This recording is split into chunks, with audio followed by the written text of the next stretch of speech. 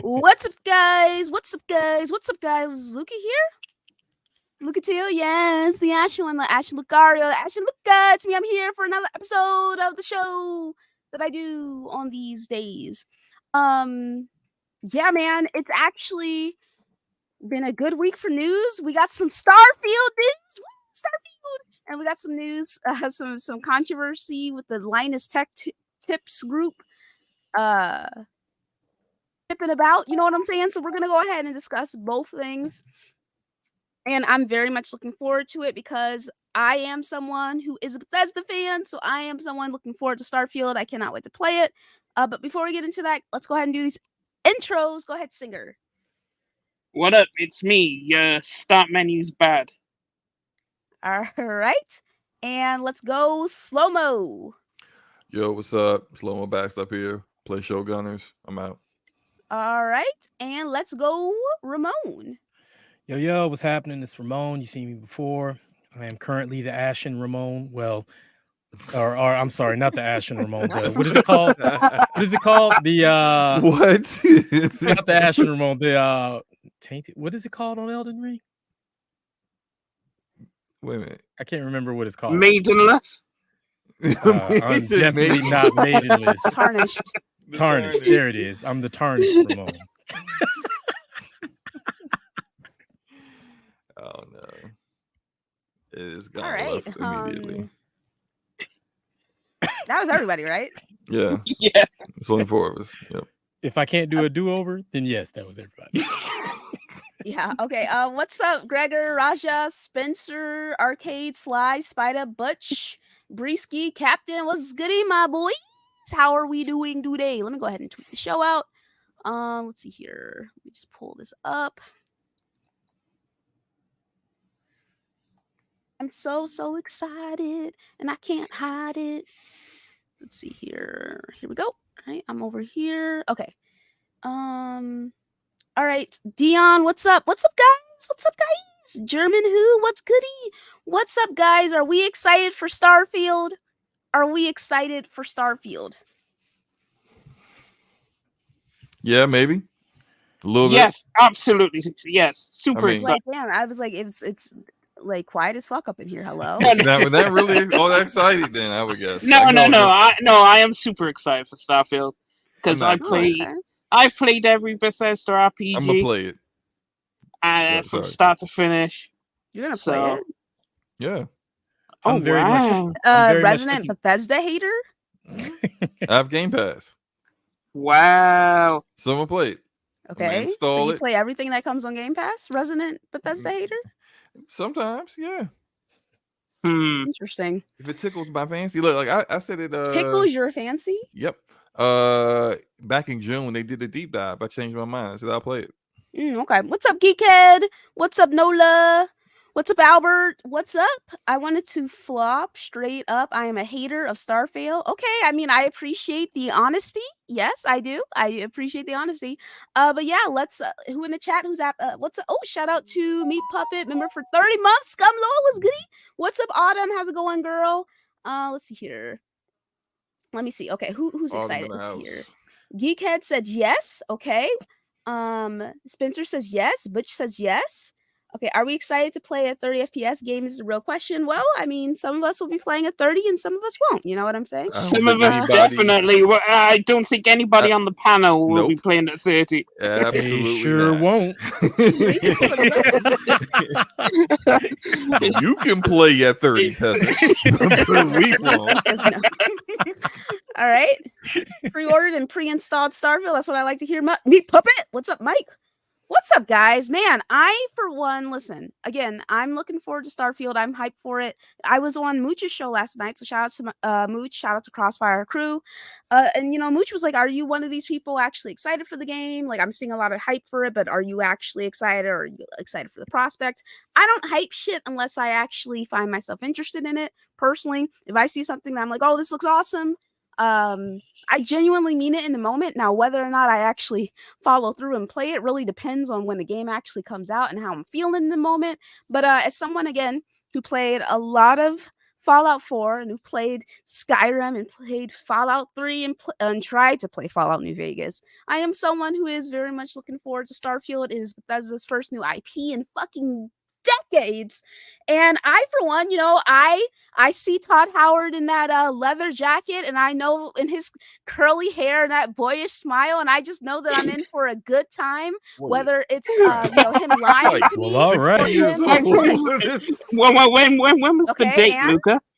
Him being old, what does that mean? There's nothing boyish about. He's got a boyish smile, you know. No, I don't know about that one, but go ahead. Do you know what a boyish smile doesn't mean? That you're a boy. It seems youthful, right? It's not being a part of it. Let me see. Actually, I don't know.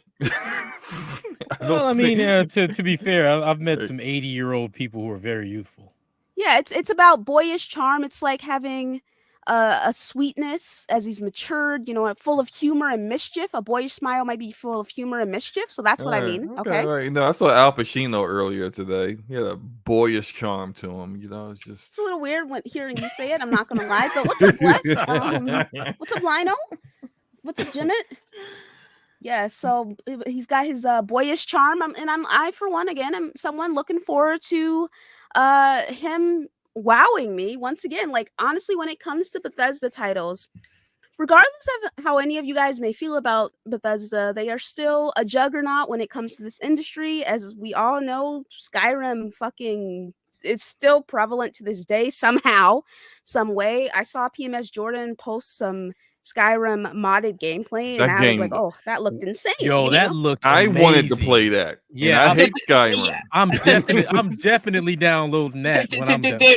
There are some really good. If you look on Nexus Mods, some people have compiled lists, and there's one of the lists, and it's called Skyrim in 2023, and it has all these reshades, all these mods. When you boot it up. Like, I've played around with the mods for years. That's why it's stuck around, because the modding community has kept the game fresh. Yeah, but Bethesda need to hire them. Yeah, they do. They really do. And make a console version of that, because, man, with that little 20 seconds I saw of just like... That would take a long time to do. No, the problem is they can't do it on console, because it's the set parameters. Whereas PC, you have all like these extra settings and stuff. It's easier to do it. Plus, all the tools they use to mod are on PC, not on console, so you'd have to convert it over. That's why if you look at Skyrim on console, the mods list is really small compared to PC. No, what I'm saying is make a new build. An entire grind up. Make a new build based upon the mod. Like, hire the guys that did it, so there's no kind of like legal issue. So Skyblivion. That would take a long time to complete. Yeah, absolutely. It would take a while, but if you see the way it looks, ain't that with those mods, it ain't much games out right now that kind of look the way that Skyrim modded game looked. You're saying do what the Skyblivion guys are doing, which is remaking Oblivion in the Skyrim engine. Yeah. I mean, they're 10 years in, so it's a project, and it still ain't released. Well, when you don't have resources, then it's going to take you 10 years to do it. So that's why I said hire them, give them a real budget and some real resources, and let them put that on console, and not just. And I'm a PC guy saying give some love to the console guys, but I think looked amazing. Go ahead and do it. Yeah. What's up? Sly was goody. What's up, Big Daddy? What's up? Amon, how's it going, buddy? TJ, what's up? Nah, man, damn, all that we talking about them starting screen jet. Oh yeah, we won't talk about that, TJ. We won't talk about that. We won't talk about that, my boy. All right, but yeah, no, I hear what you're saying for sure, Slow-Mo. Definitely hear what you're saying for sure, man. So yeah, Starfield has. Oh, Nautical, I said hi, right? Yeah, what's up? Nice. Okay, so Starfield is gone gold. What does going gold mean, guys? Going gold means that Starfield. Okay, let me see here. Going gold basically means that the game is complete and ready to be sent to be printed on discs and shipped to stores. Okay, Bethesda also revealed when players can preload the digital version of the game. Xbox players can do so beginning tomorrow, August 17th. Steam users get their turn, that is, August 30th. So, man, it's gone gold, which essentially, again, means that the game's complete.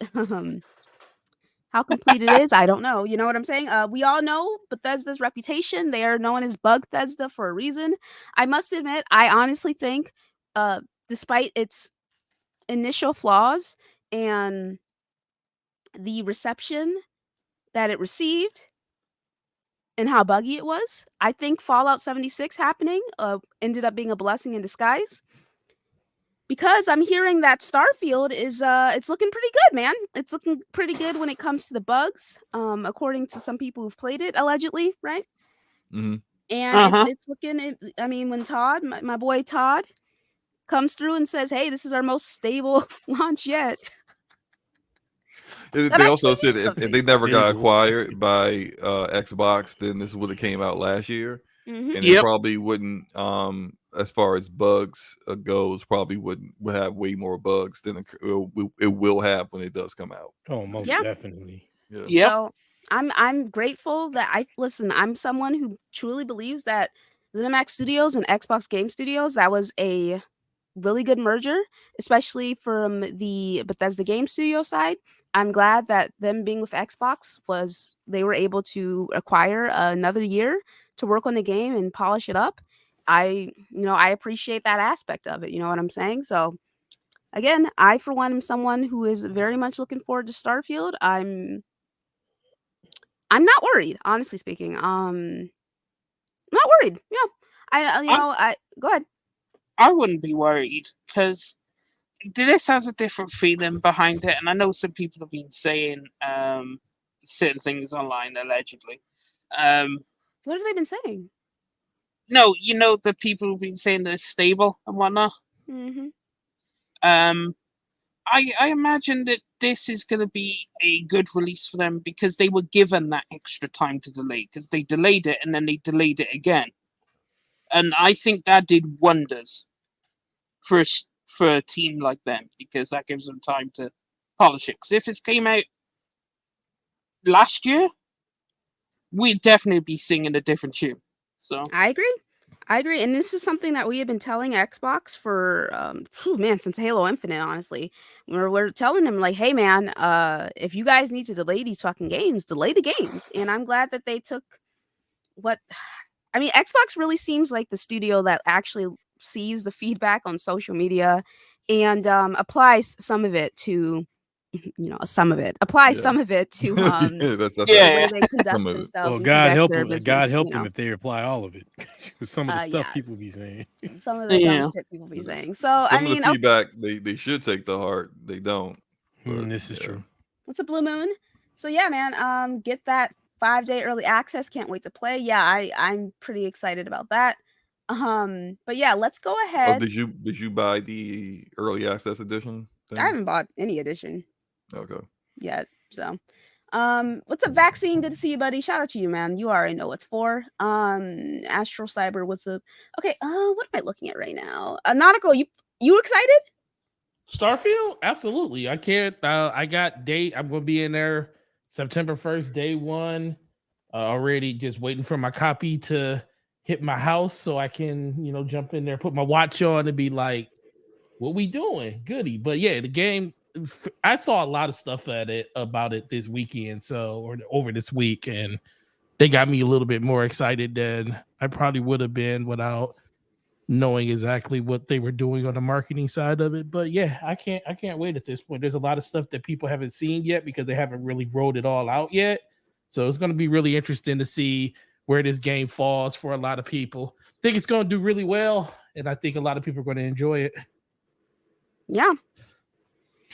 I mean, I kind of feel like its floor is Bethesda fans are super satisfied, and it's a very good Bethesda game, but no one else really cares for it, and its ceiling it's like a game of the generation kind of game. So I'm cautiously. Troyski, what's up? Go ahead. No, I'm saying I'm cautiously optimistic / hopeful. I'm just being conservative. Just I've over the past couple of years, but Man, if it delivers on everything that it's looking like it's going to, then I'll definitely be in the excited camp. Sadly, I won't get to play it for a couple months, but I am looking forward to it. See, now what you need to do is throw on that Xbox onesie. Oh Lord! I'm still waiting for them to bring those back. Those are so fucking cute. Onesie. Those are so fucking. Somebody in the chat, anybody, who do I gotta hit up? The Iron Lords? Who do I have to hit up? Who knows Aaron Greenberg to ask him to get that goddamn onesie back? Because maybe they'll make rompers too. I would totally wear an Xbox romper. That would be so cute. Oh, what's up, Blaze? Good to see you, buddy. I hope you're doing well. Hope things are going okay. Blaze 4K now. What's up, Blaze? Let's see here. I can't wait for those Starfield reviews to drop. Yeah, speaking of reviews, so the review embargo date is here, and the review embargo date for Starfield is Thursday, August 31st at 12 p.m. Eastern Standard Time. Yeah, okay. This is 8 hours before the launch of the early access release, which begins in various regions, either on August 31st or September 1st. So here in the US, that's August 31st at 8 p.m. Eastern Time. So 8 hours. Okay, so, all right. Review embargo is the day before, well, technically the day of the early access release. All right, what are we thinking, boys? Are we worried about that? We nervous? Is that a nervous state? Nope, nope, no big deal at all. Not a big deal at all. Just for the simple fact that it's the early release. I can understand if it was the day before the official launch of it for everybody, because then at that point, you're like kind of like holding it hostage basically when it comes to a lot of people being excited for it. The people that were going to buy the game for the first, those are the Bethesda fans. Those are the people that's going to go out and it was going to buy the game no matter what, regardless. The thing that's more impressive is the fact that they gave a 2-week early lead on people getting a chance to play the game early and get their reviews out. So that's for the most part, that usually shows a sense of confidence that the game is going to be what it needs to be. But I'm not worried about that at all. I think it's a week before everybody, the majority of the player base, gets a chance to try out Starfield in any capacity. So for the most part, it's pretty much a non-problem for me, at least. Yeah, right, what about you guys? Yeah, if it was something like, okay, remember with Redfall where they didn't even give out codes until like they didn't give out codes until like a day or two before the game was going to release. Like you didn't give codes, so it's like there's no way you're going to have like really good reviews ready before the game comes out. That's typically a bad sign. When you give codes out 2 weeks ahead of time, that's usually good. You usually are fairly confident in the build that the pre-release build that you're going to give to reviewers to review, and you're confident that they're going to have a good reception to it. The only reason, like, I think they're doing it where they're doing it is because of the early access, but I mean that's still for everyone else. That's like a week of knowing the reviews before it actually comes out. So yeah, they seem pretty confident. Yeah, I feel the same way. Like the review embargo actually gave me more confidence in the game when I heard about it. So I actually think it's a good sign. For me, I saw a lot of people saying it ain't gone gold yet. What happened? I did see people saying that. It's looking spooky. And then, as I said, shout out to Chris in his space, I said, it holds no water. It could go gold tomorrow. And guess what happened? It went gold straight the day after. And I was like, see what I mean? Like, you can't hold nothing against it. It went gold. Reviews came out. They gave 2 weeks, which is excellent news. That's confidence right there. And then we'll find out what the score is. I'm assuming, I noticed some people were like, oh, I didn't get a review code. Well, how about you don't bash Xbox 24/7 and you might get a talk fucking about that code. for a second. Without naming any names, Nope. I only name names if I'm cool with the person, right? Yeah. Without naming any names, some people were complaining that they didn't get a review code for Starfield. Well, listen, you spend your time bashing the studio. No, cucking. Cucking is the word. bashing Cucking. the Cucking parent against the studio. studio. Cucking against the studio. I'm really curious then- who these people are.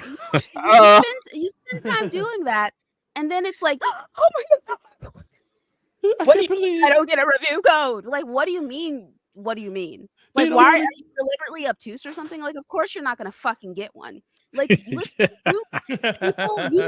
people listen. Freedom of speech, absolutely, abso-fucking-lutely, but there are consequences to the things that you say. Yes, feel free to say whatever you got to say, but if you levy criticism against the corporation, 9 times out of 10, they're gonna say "fuck you," and they're gonna snatch or never hand out their codes that you feel like you're due just because you're a YouTuber. So it sucks to suck to suck, I guess.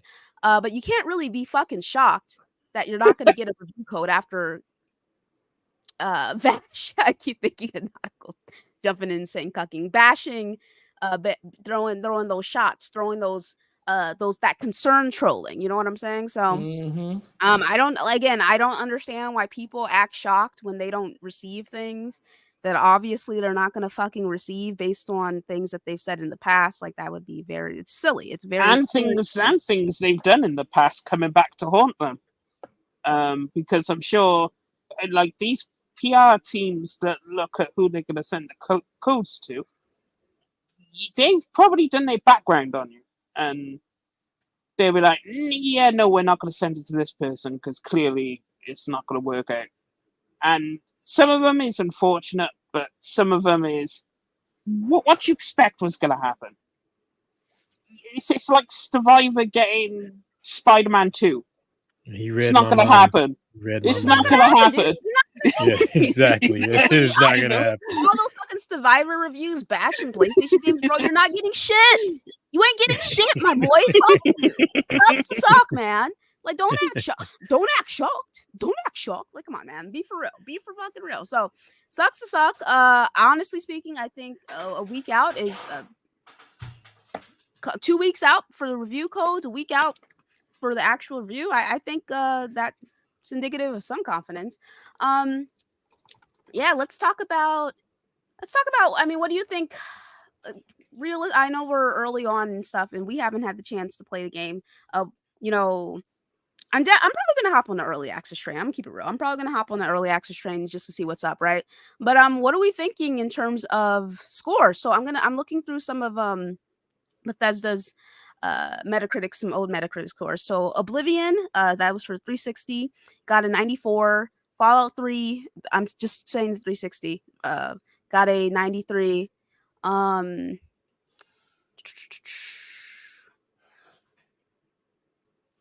Next Elder up would be Scrolls Scum. 5 Yep. got for Xbox 360, got a 96. Fallout 4 for Xbox One got an 88.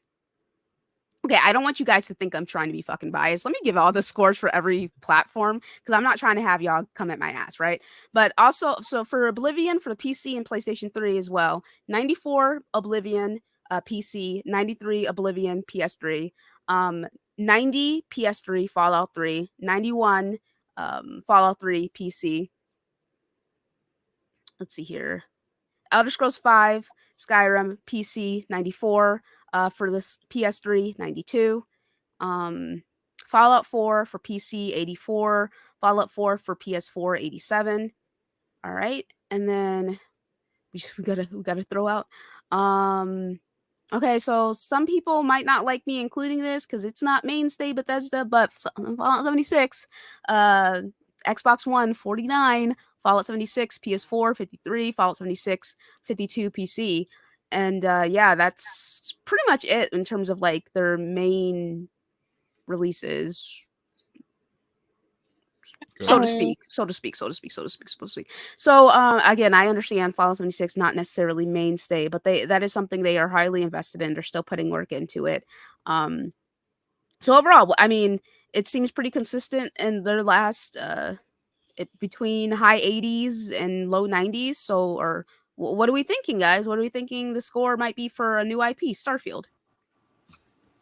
Well, I'll go first then. Sure, buddy. It's a 90. It's going to be a 92. 92. Nice solid number. Because I would say it'd be anywhere from 90 to like 93, 94, but that'd just be cheating. So I'll say 92. Anyway.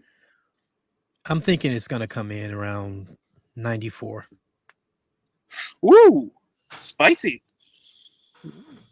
94. I'm gonna say 91. Mm. Oh man. Take 93, 40. No. Damn. 92. Okay. I will admit though, I hope that it's in either a high 90s game to see the a lot of one crowd cry bias, and then I also equally hope that it's high 80s to see the other side of the crowd also cry bias. I just want to see people cry. Is what It seems like a lot, but it seems like a lot of people that played the game that I know said it's anywhere from a like a high 80 to a low 90 though. It seems like everybody's kind of saying the same thing, you know. Now if you're talking about people that haven't even touched the game yet, then it's a whole nother discussion at that point, what they really think. People are already bragging on Twitter about review bombing it. So yeah, I was getting ready to say, man, this is just another example of what pisses me off with Metacritic. They need to change the way reviews are done because this is stupid. Well, Metacritic is, I've said this about Metacritic for years, but the whole process, they have a page that explains their process. And I think anyone who looks at that page should, after reading it, you would have an understanding that you shouldn't take Metacritic very seriously, because even if they decide to add a media source to their list of reviews, they don't add them equally. IGN is weighted, so IGN has a higher like their number for their reviews is worth more than another media source. It doesn't, like, why are they considered more? So if they give your game a low score, it hurts you more.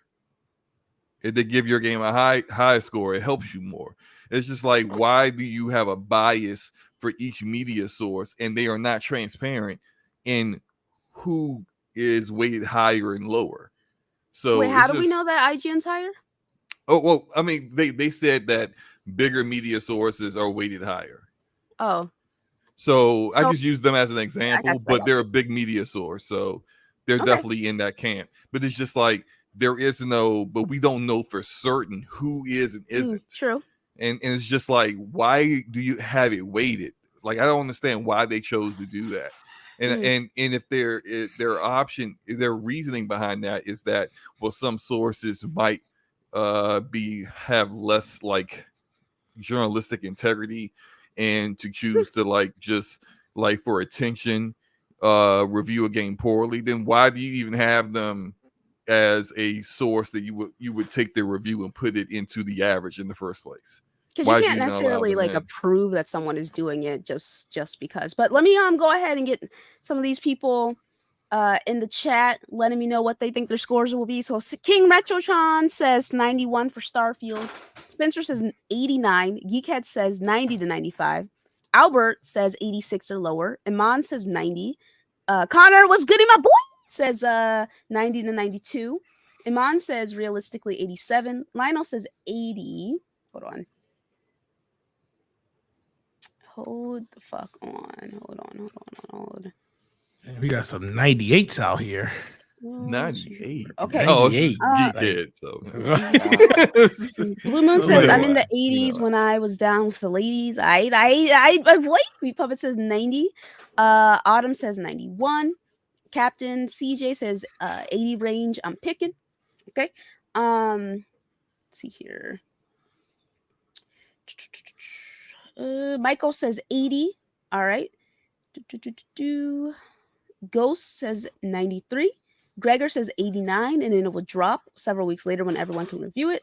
Alabama Jones 89. Iman 87 to 90. Spencer 88. Connor 90, Lunch 88, Slice is 87, Mr. Glass 95. Make sure I'm getting everybody. I think them giving codes out so DJ, early. 88 to 91, Arcade 91, Stardust 89, Katie the Goat saying 90 to 94, Vaccines is 92. All right, go ahead, Slomo. I think them giving review codes out so early would mean that it will probably within the first couple of days have over 100 reviews in. Ooh, I hope so. That would be fucking awesome, dude. Because that's usually what happens when a lot of people have access to a game, that they're able to get the review out by embargo. And I think a lot of media sources already don't finish games before they review them. And this one is going to be pretty difficult to finish before the embargo is impossible. Up, so, right? I mean, you can probably just don't do anything extra, but then that's like, is that really the experience you want of a Bethesda RPG anyway? That's rushing, yeah. Yeah, so it's gonna be I think it's gonna have a lot of reviews when this when on the 31st when the embargo's up. Yeah, I also wanted to just shout out to Baldur's Gate for dropping a point and being tied. Are you still calling that game Baldur's Gate, sir?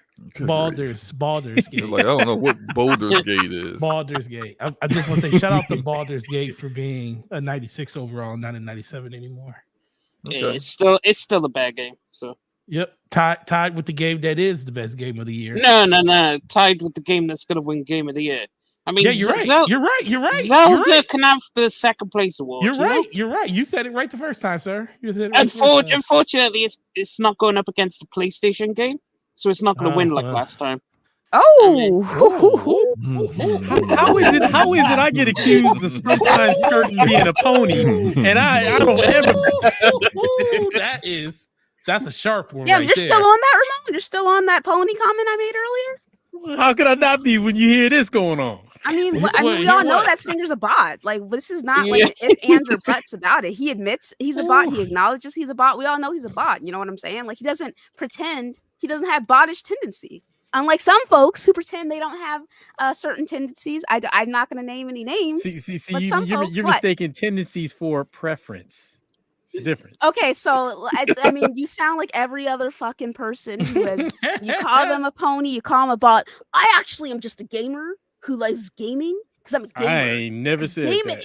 Gamer, because I'm a gamer. I never said that. I have both platforms because I'm a gamer. Never said that either. Gamer. You know I spent $4,000 with a PC just so I can say that console games look better than it. Yeah. Oh my Even God. though I didn't buy the game on PC that I said looks better on the console. I watched it on YouTube and it looks better on I don't even use. I'm gonna buy a $4,000 PC and still play all my games with my $500 box because I'm a gamer. I'm a gamer. A gamer. So, actually, you know what? Shout out to Ramon. I'll double down on this. Zelda beat out a trash RPG. Now Zelda's up against a good RPG. You'll see the difference. And shout out to Baldur's Gate for taking home the W. We love to see it. See you all later. So Brian, Singer, I've never played Tears of the Kingdom, so I can't judge him. But I think Tears of the Kingdom is gonna win because I know that Nintendo bias is what it is. I will yeah. I will put a game purchase down on that Singer on that bias. Yeah, like it is a wrap. I have played Tears of the Kingdom, and even if something was better, the fact that it's as good as it is, and the Nintendo bias, yeah, I think it's gonna be Tears. You make a good Zelda game, it's gonna win. Oh yeah. That's just the way it is. And I mean the way it is now. I know there are people like, well, back in the day, I think Zelda games didn't win. All right, but in the past not decade. back in the day anymore, okay? Exactly. Was there Jeff Keighley's Game Awards back in the day? Right. Yeah. Exactly. I mean, realistically, yeah, Zelda wins Game of the Year, Baldur's Gate wins RPG of the Year, but Baldur's Gate will win Game of the Year as well. So there we go. You're walking backwards now. That's okay though. I ain't walking backwards. Gene, shout out to Gene Park in the chat. Gene's like, nah, bros. I think there's a heavy bias now for Baldur's Gate. Okay. If Okay. it I might don't be. know. I mean, Gene, Gene, do buddy, you have a I don't vote? know. I think Gene might have a vote in the. Do you have a vote in the Keeley Awards, Gene? What's up, Gene? What's up? That'd be good to know. I mean, the thing is, he is only one vote. So if he says Baldur's Gate, that's great. Baldur's Gate's got some votes in, but Yeah, I think the rest of your colleagues are going to be. I mean, I don't know. They're gonna be like, what is this game? They have been. I mean, I don't know. They have been slobbing on Baldur's Gate knob, bro. I'm not gonna fucking lie. You know what I'm saying? But I still think it's gonna be Zelda. I still think it's gonna be Zelda, my guys. I don't know. Yeah, I just don't know. He says I don't have a vote actually, but I talk to a lot of folks who do vote. Cool. Okay. I mean, if Starfield, realistically, if Starfield hits, it's a 3-horse race.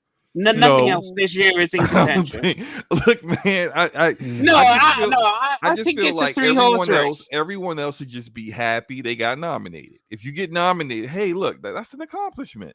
You know, clap. You know, standing ovation for you. You got nominated, but in this year, sorry, it's going to Zelda. But it's great that you got nominated because in any other year, you probably really would have had a shot. Yeah, but then if Zelda doesn't win, we get to see all the Nintendo boys mad. Come on, now. Which is always a W for me, in my opinion. Yeah, exactly. You know, we do get to see getting Nintendo guys mad. Just what the interesting thing is? It doesn't even feel the same. You know what the interesting thing is? The fact that when is the cutoff date for? Did they give it? We're not close enough. They haven't said it yet, but it's usually like mid-November. Like November 14th or something like that. You know what the funny thing is? There's a good chance Nintendo could have 2 first-party games in the Game of the Year conversation this year. Absolutely not. Sure can. Mario Wonder gonna be lit, bro. That ain't making it. Mario That ain't making it. I mean, it's possible. No one was talking about Baldur. I mean, except for the people who played like Divinity and everything. Like, no one was really talking about Baldur's Gate. And, like, it was like you and Chris Righteous, the only ones talking about Baldur's Gate that I saw, right? Of course, anecdotal, of course, the only people I saw, right? Doesn't really mean much, but it came out of nowhere for a lot of us, and it was just like, hey, banger, banger, banger. Well, I Game mean, of the Year contender. Hey, y'all see G Park out there said, "Don't y'all sleep on Mario Wonder." All right, I'll tell you what we'll do. It could take Final Fantasy 16 spot. That's fine. Final Fantasy 16 wasn't going to be in there anyway. I don't think that was ever going to be there. Final Fantasy 16 was not going to be in there. And it has nothing to do necessarily. I really enjoyed the game, but it's not this year. Any other year, it would be a nominee, but not. I saw all my mutuals on, saying, this is Game of the Year material. I mean, I haven't played it, so I have to take your word for it. FF16? Yeah, I mean, very well could be, but not this year. Not this year. People say that. Let's talk about the games that are realistically going to be nominated or have a chance to be nominated for Game of the Year. Okay, now before Diablo 4 started fucking up, it was in there. Before they started fucking up, it was in there. That shit ain't gonna be in there. Yeah, Diablo 4 is out. No. It's out. All right. Yeah, it's out. Given for political reasons, Hogwarts Legacy, that shit ain't gonna be in there either. Most Hogwarts Legacy had no shot. No shot. No, it never had a shot. It never had a shot. Not even. Not necessarily political / social commentary. Not gonna be in there, right? Games realistically that will be in there. All right. Baldur's Gate 3, Tears of the Kingdom, Starfield. Maybe Spider-Man 2. Maybe Spider-Man 2. I think Spider-Man 2 is going to be there. All right. If it's as good as the previous games, 5 to 6. 5 to 6. All right. What about the other two? Maybe Jedi Survivor, but I think Jedi Survivor is not going to be in there. No, it's not. It's not going to fucking be in there, dude. I could see one of Dead Space or Ari. Nope. The thing is, they're remakes. I just don't see them getting nominated. I can't think of any other 2 games to go in this year. I'm telling you, it's gonna be 2 Nintendo games into this year. All right, real quick, shout out to BK Born Gaming. What's up, my boy? With Super Chat saying, "What's goody, everyone? What's goody, my boy?" Shout out to Big Daddy, who's been a member for 13 months. Appreciate you. Saying, "What's a good TV show to watch right now or coming?" I'm currently watching Chicago Med. Yeah, I'm watching Chicago Med. So I'm watching. Hey, Forte, Gene said he's willing to bet Baldur's Gate wins it. Like, let's do a poll. Let's do a poll. I would actually like that. I would actually like that. I've never played the game, but it would just be nice to see something win over Nintendo bias. And now that's not me hating. I'm trying to write these down. I only got 3 so far: Zelda, Starfield, and Baldur's Gate 3. Sorry, Ramon. I just want to remember the ones we already listed. We think would be there. Was it just those 3? Here's the Kingdom. Yeah. Yes. Here's Starfield, Baldur's Gate 3. What are Spider-Man 2? Spider-Man 2. Okay. And then, okay, I can only do, I think 4 for. I'm gonna do a poll, guys. I can only do 4 from what I'm seeing. Yeah. I'm asking, what game do you think will be nominated? Nominated, not win. Nominated. Different. We need an indie game all because 4 of those. I'm sorry. Which do you think will win? My bad. Which one do you Okay. think will be win for Game of the Year? So. Oh my god, there's so much bias in this thing. What do you mean there's bias? You want to redo the poll since it still says what do you think will be nominated? Hold on. Got you. Let me wait a second. Yeah, let's do nominated, but with the games that we don't. Man, what can actually? Okay, dude. let's let's list do... 4 games that we think are on the fringe, like Jedi Survivor, Diablo 4, like games like that could be in another year that wasn't Mario this Wonder. year. They probably Make sure you add Mario Mario Wonder to that list. Don't do it. Jedi Survivor. Okay, what is Final Fantasy 16 would be fringe. Resident Evil 4 Wonder. remake. Mario Wonder? Yeah. Okay, RE4 remake. Dead Space remake. Let's see Final Fantasy, man. What is it? FF16. Yeah. Forspoken will get nominated. What? Was that this year for Forspoken? Forspoken is not getting nominated. Forspoken will get nominated for nothing. All right, guys. So, what games do you think will be nominated for Game of the Year? What do you, out of these 4, what do you think is? Because again, we got Tears of the Kingdom for sure, Baldur's Gate for sure, Starfield for sure, Spider-Man 2 probably. I don't know about what the last one. Oh, don't they always nominate some fucking indie game? Yeah, we need an indie game. Yeah. So what were some good indie games that came out this year? Oh, Hi-Fi Rush. Okay. Hi-Fi Rush is not indie though. Oh, it's not indie. It's just Bingo. like AA, right? But it's not indie. Yeah, it's not. Sadly, because I think that would be a good candidate. I would like to say Remnant 2, but Remnant 2 didn't review well, so it's probably not going to. It's a 9 out of 10 for me. It's an amazing game. I love it, but it's like in the 70s. So Rain was good, my boy. The thing is, indie game would have to be, I don't know, something like Sea of Stars or something will probably get nominated. Right. Yeah, so something like Sea of Stars, and then the 6th game will be throwing whatever you like. It ain't gonna win. Is Larian indie? Yes, Larian is kind of self-publishing the game, so yeah, but they have a big financial backing, though, right? Yeah, they're backed by Tencent. Yeah, well, Tencent has a 30% stake, so they don't own it. They just have a portion of it. Oh my god, I fucking they're forgot about indie the way CD Projekt Red's indie. Yeah, if you think about it, they're independent, as in no one owns technicality, but not really. Well, no. Like no one owns Larian. Larian's owned by the people who run it. That's why to get the funding for this game, they betted the entire company with Wizards of the Coast. They put up Larian.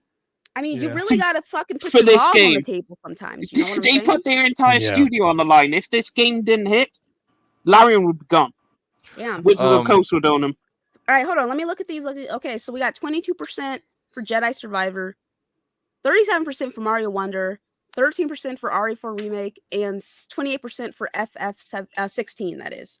Damn, it might be FF16 just because I can't think of anything else right now. Bomb Rush Cyberpunk. What the hell is that?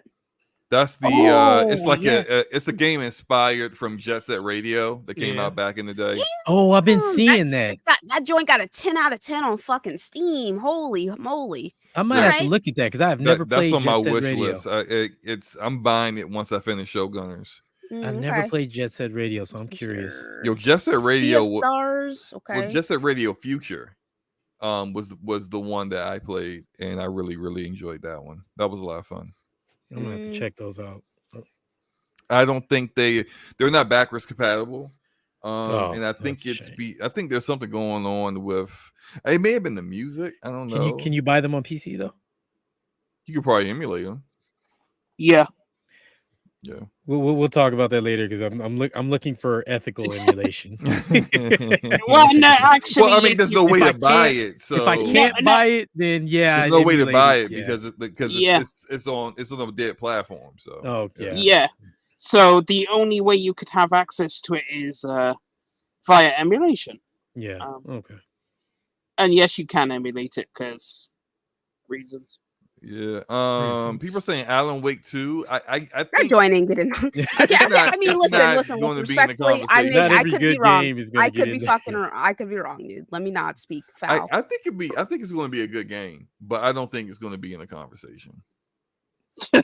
Yeah, there's a lot of amazing games that aren't going to be in the conversation. It doesn't make them any less amazing, but I mean, I can't. Well, I mean, what like the huge standout games? I'm looking at what else is going to be releasing this year, and to be honest, nothing stands out as like wow. Yeah, if Sea of Stars really hits, that might make it into the indie. If because it's everyone's going to have access to potentially play it because it's going to be on Game Pass and PS Plus, right? And it's been highly anticipated for a while, so potentially, if it reviews well, I can see it. True. That's supposed to come out in another month or less than a month, right? 2 weeks. Yeah. So people are really saying between Mario Wonder and FF16. Sorry to interrupt you, Singer. Go ahead. I was going to say it comes out later this month. End of this month, I believe. People in the chat keep bringing up Cyberpunk. They're not going to nominate an expansion in the conversation, even if it's amazing. They're not gonna. It's not gonna get nominated. Like they barely be allowing in like a full remake of an older game. So an expansion off of a current game that came out a few years ago. That's not gonna. That would actually be a good category for for the Game Awards, like best story expansion. Yeah, but is there enough of them to come out on a yearly basis to justify a category? That's true. Yeah. Damn, where's the Elden Ring fucking DLC? Oh my lord! They said they were going to release it after Armored Core 6. What if that's great? That's actually that's. The thing is, I don't think it would because it's a bit too. It's a little further niche, Yeah, it's a bit too niche. Because I mean, that's the argument everyone used to say about From Software games. So. Yeah, but I think Baldur's Gate is more niche than Armored Core. But I don't see Armored Core doing what Baldur's Gate did. Armored Core has a degree of intimidation with the level of like detail with customizing the mechs and everything. Like I remember I tried it. I can't remember which one I tried, but it was like I think it was like maybe the second one or something way back. And granted, my friend didn't give me a chance and he whipped my ass before I could even learn the controls. But I just remember the customization. Then I was just like, man, this is a lot. So I can't even imagine. I mean, it might get nominated. I'm looking at the winners and nominees of the last since 2014. So Dark Souls 2 was nominated. So was Bloodborne, obviously. Obviously Bloodborne was nominated. It's amazing, right? Sekiro won. And then Elden Ring won. So Armored Core might get nominated. You can't count From Software out. The thing is, they're Souls games. This isn't that. This is completely different. Fair. Half the people who knows what Soul is now have no idea they made Armored Core. They probably don't even know there was 5 games before it. Like From Software, it'll sell on the name. As soon as they see From Software, they'll be like, "Oh, they make great games." But are you ready to get into what they're selling you? Because what they're selling you is probably not what you think it is. But this is literally the same argument people had against Elden Ring before Elden Ring came out. Everyone that's hyped for Elden Ring, wait until they play it. They're gonna get bodied. They're gonna quit. And I do think this is a little different because Elden Ring is still a Souls game. when people pull up that menu and all that customization and those I don't know, everything man. you guys are saying. Look, I just heard a month ago people said Baldur's Gate 3. Yeah, when people start doing them dice rolls, are they still going to begin to play? And we Is talking Baldur's about Gate that. really That's in complex? the game of the year conversation. Yes. Is Baldur's Gate really complex? Yeah. Oh, it is. Mm-hmm. Yeah, Right. No Tinker, yeah. one wants to play an old Yeah, school it is. D&D game. So it's just like I think I'm not saying Armored Core 6 is definitely going to be there. I'm just saying the reasons you guys are throwing out for why it won't be considered can be applied to other games that have either won in the past or are going to be in the conversation this That's year. fair. That's fair. Can you guys hit the like button, please? Much appreciated. But then, go ahead. sorry, Luca. No, the counter to that is though, what makes you think it's gonna get nominated? It can't be off name alone. I'm So giving what it is off it? name alone, buddy. I'm gonna keep it real. Not the name Well, of Armored it's Core, just- the name of From Software, dude. I'm not Well, look, saying it is. I'm just saying it's possible. You are considering Starfield a Game of the Year nominee. No, not even a nominee. Saying Winner. it's going to win. You haven't played it yet, and you're basing it off of the name of the studio alone. So what's up? I'm basing it off all the gameplay I've seen, and you could tell it's a Bethesda RPG. You know what? See, if Armored Core was a Souls game, Singer, I would agree with you. Singer, you've been singing the praises of those games far before. Like this is not your first time here, okay? Like it's not. But slow-mo. It's not like Bethesda's making a racing game, right? Something that's completely different. They're making an RPG. This is what they do. Armored Core is not a Souls game. That is not what From Software are doing currently. This is something half the people don't even know what it is. When 20 million people bought Elden Ring, you think it was their third or it's a Souls game. Souls It's a Souls. Okay. So it was their first Souls game. So why can't it be people's first mech game? See, I was agreeing with you, Singer, until they mentioned that Baldur's Gate is really complex. In light of that, then yeah, I got to take a step back because if complexity isn't going to keep Baldur's Gate out of it, then I mean, I'm trying to tell you, simplicity wins this reward. But Baldur's Gate is got it off all the hype and the high reviews. The comparison is: do you think Armored Core will be able to do what Baldur's Gate has done? I don't know. No, we'll I see. just don't know. I'm not saying it definitely will. I'm just saying that we don't know. I'm sorry, Luca. Go ahead. Cut you off. No worries. I definitely say it'll be. I mean, we'll have to see. You know. All right. I'm gonna end the poll here, where it's between Jedi Survival. Let's see here. Mario Wonder and FF16. Mario Wonder's at 33. FF16's at 32. Actually, we're at 32. Okay, I'll keep it going. I'll keep it going for another 5 minutes then. See what's up in 5 minutes. And then let's see here. FF6 came back on Mario Wonder. I'm just looking at it. Oh damn! Really? Oh, wait, I wish Mario RPG would have came out earlier, but it comes out too late to be nominated. I don't think Mario RPG would be nominated. No, it's not a remake. It's a remaster. It's a remaster. I know. Yeah. Fucking Nintendo. Like, come on, man. I'm still buying it though. Buying that day one. I love Super Mario RPG, man. Mario RPG. I also will be playing it. That's the only Nintendo game I'm buying for the rest of the year. Mm-hmm. As I am considering things, guys, I have a question for you. Mm-hmm. You have an answer. Okay, I have a question for you. Okay. Okay. Mm-hmm.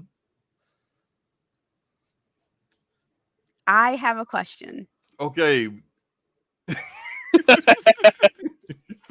Is the physiognomy What? is the physiognomy of a start screen? Now I know why you took so long. Because you trying to say that word. Did you Google it? Ask Google to repeat it back to you. Yeah, I did actually. I was like, what in the world? You see me highlighting that shit? Okay. So shout out to Gums, who is the official Twitter of Mark Kern. Okay. CEO and designer, former team lead for OG World of Warcraft, producer Diablo 2 StarCraft. Chrono Trigger is the best game. He's saying some great things. That's the only thing he's ever said that's right. But go ahead. So Mr. Gums here, Mr. Mark. Okay, my bad. Mr. Mark Kern says I can't even. What did I say? Physio. Okay. Hey, Physiognomy. we gonna need Physiognomy. Yeah, the physiognomy. Yes, thank you, writer. So the physiognomy of start screens. Physiognomy. There we go. So let's look up the definition of physiognomy, because I've never seen this word before. I'm always down to learn more words. Okay, so physiognomy means a person's facial features or expression, especially when regarded as indicative of character or ethnic origin. Okay, the supposed art of judging character from facial characteristics, the general form of appearance of something. So actually, he did use it right, Slow-Mo, because of that last one. The last part? What was the last part? The general form or appearance of something. As indicative of what it is. Yeah. So the okay, go ahead and say that for me, Ramon. Physiognomy. Start screen. The start screen of a game can reveal a lot about how rushed the team was and how much pride they took in their work. Matter of fact, we're gonna break this shit down sentence by sentence. Okay, rushed. That sentence doesn't even make any sense. They were given an extra year to get this shit out. They were given an extra year to work on it. So what is he talking about by rush? Thoughts? He don't know what he's talking about. Yes, he doesn't. I'll say he's just making excuses. I'll say we should analyze the physiognomy of his pretentious ass tweet. Oh, okay. Okay. That's funny. Right. The thing is, he says rushed. There's nothing about Bethesda that's ever rushed. It takes him 10 years to make a game. Like, it was 20 years for Starfield, right? It took him 20 years, weren't they? Yeah. How was a 20-year game rushed?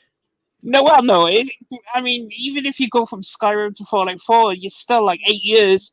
You still got so many years in the bag. They ain't rushed that shit. I mean, if you look at that, the thing is, if you look at Skyrim, look at Oblivion, look at all these start screens. It's the same shit. This is just Bethesda's. I don't know. Okay, so Starfield. Oh, go ahead. I'm sorry.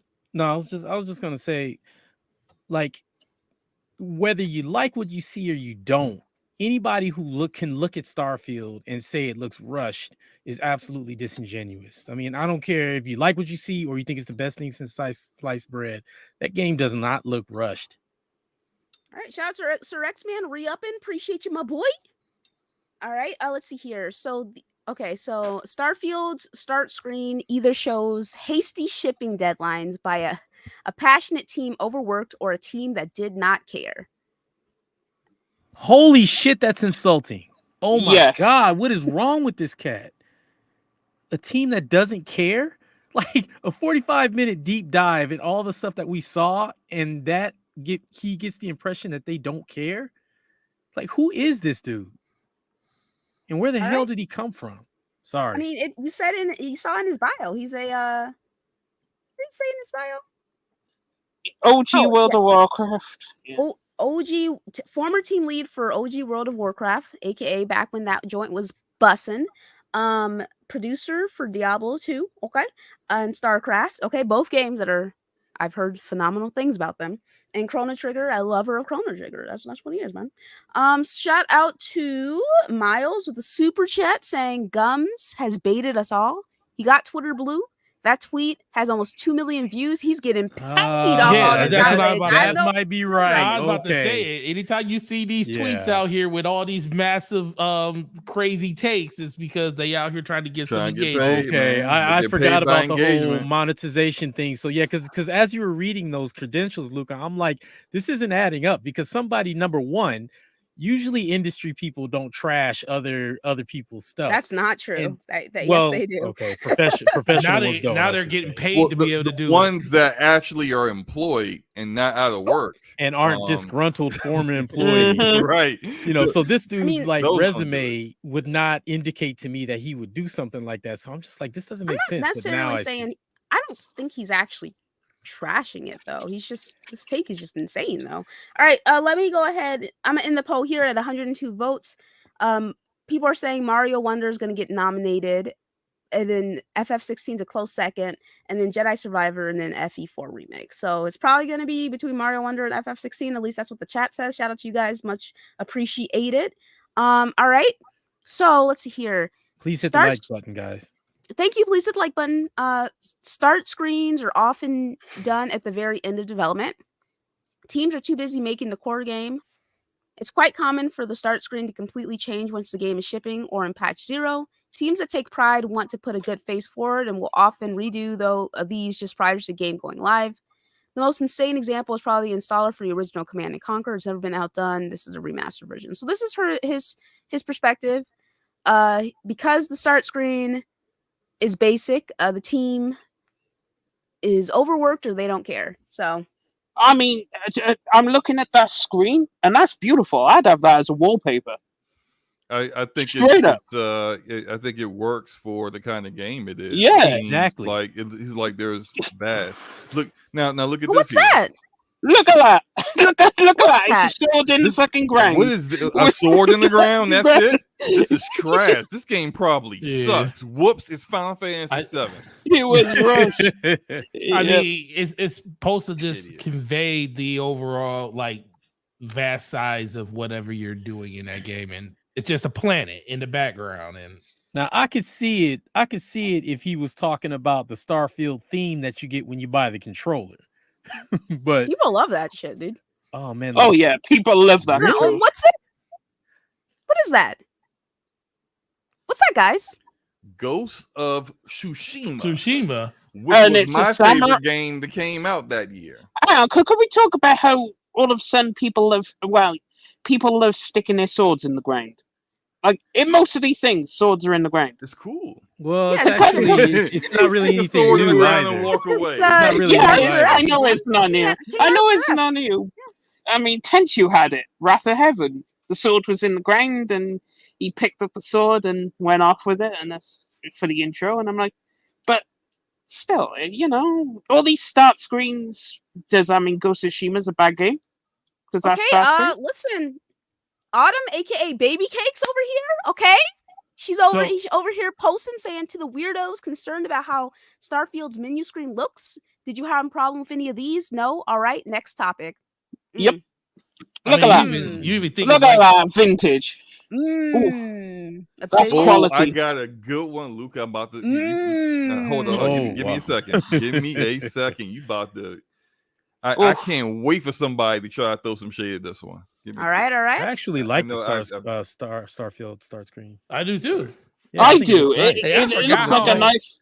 I forgot how awesome the Skyrim start screen looked with the smoke going around the ice. The best thing about the start screen was the music, though. The music, yeah, exactly. Goated, best Mass Effect game in my opinion. Hey, Yes. Just a planet in space. That's it. That's all That's you it? got. This game must Oh suck. man, yep, it This was game rushed. must be Trash. trash. This is Oh rushed. man, I the mean, team must not have gave a damn they about got that this. from NASA. They didn't Yeah. even render Yeah, that. all they did They was just look up a photoshopped picture a on moon Google. in front of it. Mhm. Oh my gosh, man.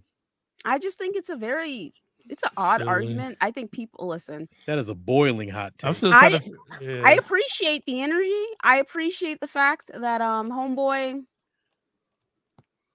I mean, God, you must. I don't know, man. I just don't know. I've seen some weird takes over the last 8 years of my life here. God, I've been here for so long. I've seen some weird takes, but this definitely it's up there with being one of the most random takes ever. Like we're talking about nothing about how the game, that 45-minute deep dive, like you guys were talking about before, man. So You're talking about the one part of the game where you're going to spend the least amount of time. Well, Yeah. and furthermore, wait. And furthermore, with quick resume or You'll never see it. suspend, you'll see it once, and most likely you won't see it again for like hundreds and hundreds of hours. Yeah, so And you never know, it may change as you go through acts of the game. The start screen may change what to kind of remind you of what's going on in your particular game. You never know. Or Oh, it it could could- change Are by there any playing it. games that have done that before? hey, Yeah, Take- like I- The Last actually- of Us. The Last of Us did that. Yeah. Actually, really? Tales of Arise changed as well. The start screen. hey, Luca, you play Destiny. What does that start screen look like? I mean, It's just doesn't it just say Destiny, whatever subtitle version of the expansion we're in, and just nice music in the background Yeah. with a colorful background? Yeah. That's it. It ain't like no battle happening on a planet or something. It's literally a logo with a font colorful animations and and music in the background. That's it. That's all that logo is. Every time. It's no different. Dude, you I could can give me only think of. Go ahead. I'm sorry. No, I'm sorry.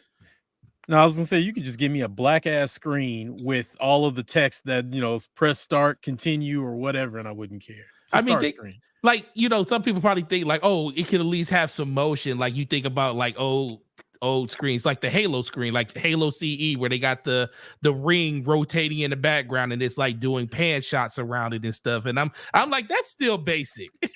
But one of my favorite, like one of my favorite screens, like I must admit, the only screen I can think of that really like stood out to me was fucking sick. Baby, Persona 5. You know what I'm saying? But that game is stylish in all fucking ways. Oh yeah. But other than that, like I don't really like when I boot a game up, I'm not sitting there eyeing the start screen and like analyzing the start screen. I like see it, I notice it, I'm like bet, and I move on. You know what I'm saying? Like, come on, man, it's just silly. I think it's a very silly argument in my opinion. It always has been like stupid silly. That was a big reach for engagement. Yeah, I mean, oh man, he got what he wanted, man. Shout out to him. He did say that he wasn't monetized on Twitter Blue like that though. But Luca. I don't know. Yeah, hey, he can lie about it. It's fine. Can you share my screen real quick? Absolutely, I can share your screen. Oh, that's beautiful. That's beautiful. Yeah, there it is. Look at that. Look how amazing that screen is. Look, oh man, masterpiece. Look at that. Too much blue. It's just too much blue. Too much blue. That must be an awful game. It's just way yeah, I know. Yeah. Oh man, trash game. I don't like the way the text looks on the left. Oh man. I do share my agree, screen. Alvin, Share my screen real quick, Luca. Got you. Alvin says Borderlands 2 and 3 have the best because they focus your character. I do agree with that. I like how they show your character off in the Borderlands start screen. What's the? I love the Borderlands 2 music. That shit is fire. Yeah. You see that? That's Last of Us. Shot of the Last of who? Last of Us. A shot of the, look at this Last of Us. A window with some light. Not Game of the generation. Not just a random wall and window. Look at this one. Look at this one. Last of Us Part 2. A boat in the water with says plus now, by the way, an overcast background. It switches to that when you get to a certain part in the game. It does. Yes. Yeah, I know. But it's just the boat. It's just a boat in the water. Interesting. All right. Okay, let's go ahead. They definitely rushed The Last of Us Part 2. Oh yeah, they rushed the hell out of that. So that start screen, terrible. So I just want to say, guys, that I think it's I talked about this like last week or 2 weeks ago, how at the beginning of this year people were talking about how this was like a mid-year so far and how this was not going to be a good year for gaming, and the second half of the year ended up being fucking phenomenal for a lot of people in a lot of different games that took folks off guard. So would you say?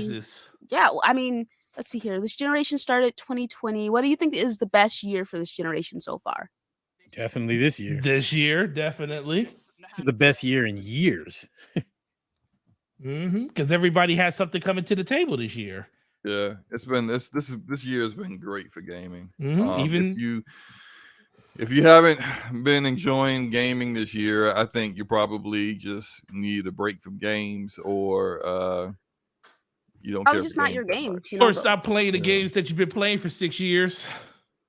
Or it's just the games that you're just not interested in the games that are out. These are like very specific titles. You know what I'm saying? So I'm looking at the games from 2020. So the games from 2020 were Last of Us Part 2, Final Fantasy VII Remake, Doom Eternal, Animal Crossing, New Horizons, Half-Life Alyx, Cyberpunk 2077, Ori and the Will of the Wisps, Ghost of Tsushima. 2020 was strong.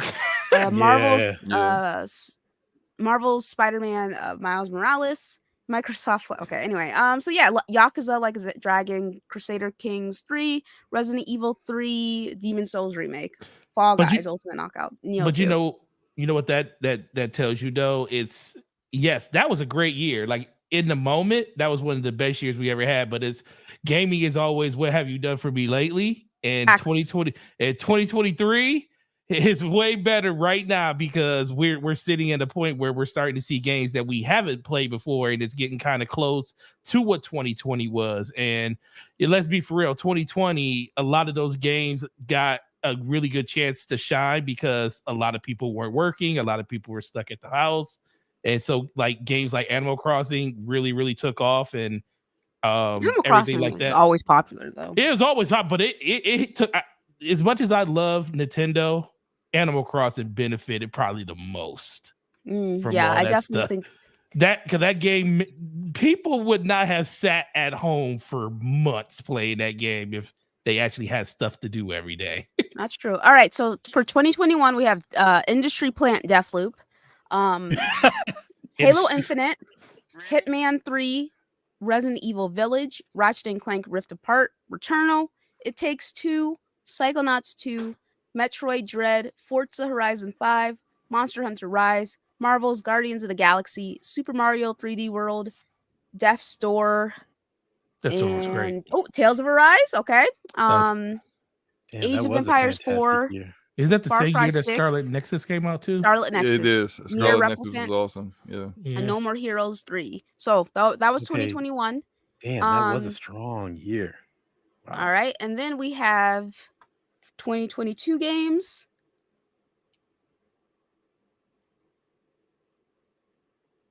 It's like 6. 2022. Hello, can the fucking thing work, please? Wait, can you hear me? Yeah, I can hear you now. You're Yeah, really low, You're though. distant. You're really distant. Yeah. Oh, do I sound Uh, better? Ooh, No. no, you sound like you're not on your main You mic. sound like you're across the street. Yeah. What's up, Dave? What's good, baby? How you doing, my boy? Oh. Good to see you, my boys. So for 2022 games, we have Elden King. Okay, Game of the Year 2022. Horizon Forbidden West. I'm sorry, Horizon Snooze Fest. Okay, Horizon Forbidden West. Tunic, Stray, God of War Ragnarok. Okay, babies. Okay, Neon White. Teenage Mutant Ninja Turtles, Shredder's Revenge, Kirby and the Forgotten Land, Cult of the Lamb, aka Crack Cocaine Simulator, Pokemon Legends Arceus, Total War Warhammer 3. Let's see here. Xenoblade Chronicles 3, A Plague's Tale Requiem, Gran Turismo 7, Sifu. And yeah, those were pretty much the main The games. question. Last of Us Part 1. I was so bored. I forgot Really? that Yeah. Horizon Forbidden West came out. Horizon Snooze Yeah. Fest? Yes, absolutely. I was so bored. Horizon Forbidden Awards. I think part of the reason why this year is so strong is that like some of the games that are out this year were supposed to be out last year. True. So it really kind of just strengthened this year. That also goes for 2022 because God of War and Horizon should have came out the year before, but they were delayed. It sounds like our illustrious special guest wants to fight us on this Horizon Forbidden West being boring. Ramon, just admit that Horizon is. He's not even here right now, guys. He's stepped away. Oh damn! Oh, he just stepped away. I was gonna say it was. I'll say it anyway. He can listen to it afterwards. It's a technical and graphical showcase, but it's a trash RPG. Aloy is a blank character. Horizon Forbidden West is probably the best game probably the best game, best looking game from an artistic standpoint. It's beautiful. Oh, absolutely. It's beautiful. The moment. Oh yeah. No, I'm sorry. Go ahead. You were saying something. Oh no! I was just gonna say it was trash again. Go ahead. Oh no, I was saying no. It was interesting. The way I say that game is because I take my cues from Slow Mo on it because Slow Mo loved the first one. He loved it so much. What? Whoa.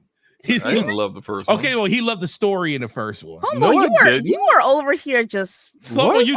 Slow-mo, you said you actually liked the story in the first one. I mean, like is different than love. Okay. You want me to reiterate what I told you? And you only got like maybe 45% of this. Oh, well. I tried it on PlayStation, and I thought it was boring because I think the story and there is a good story in Horizon Zero Dawn. It's just told in a poor way.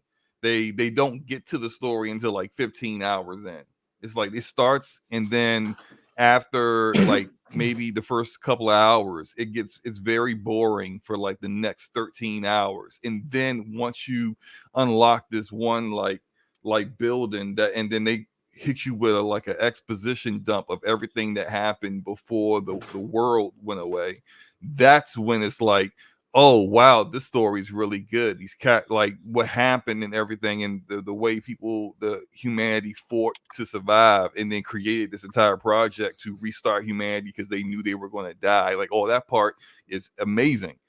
That's good story, but it's a good story told poorly. That's what I said about it. And I completed it on PC, and then I went from, okay, because I beat it on PC, I will play Forbidden West. But where they went with the story in Forbidden West, when they got to the first big plot twist, I was like, all right, I'm out.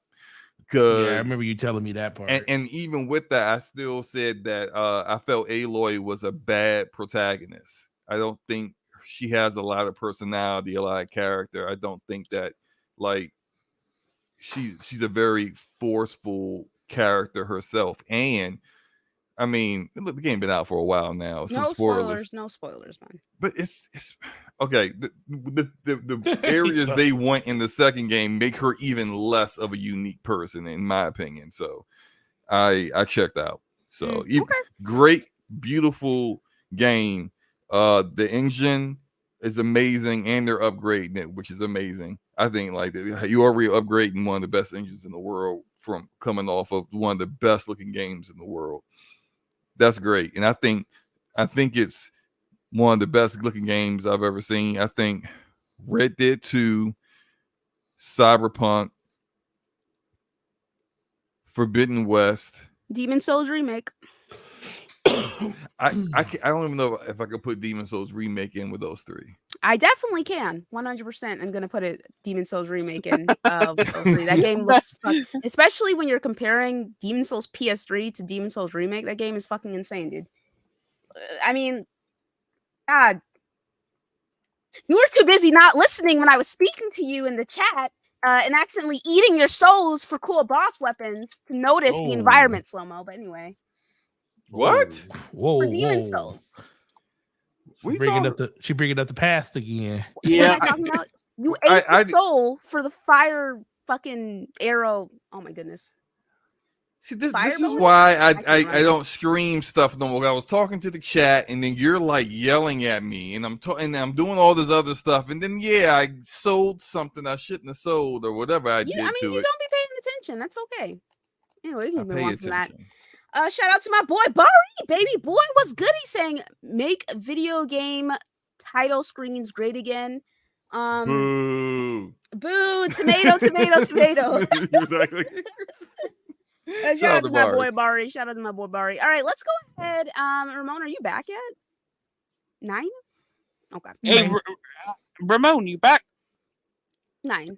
We're talking about Horizon. He may have gone into a coma when we started talking about Forbidden West.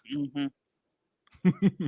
Yeah, no, Demon Souls remake is definitely right before Forbidden West came out. I was giving it to Demon Souls remake as in like the best looking game this generation so far.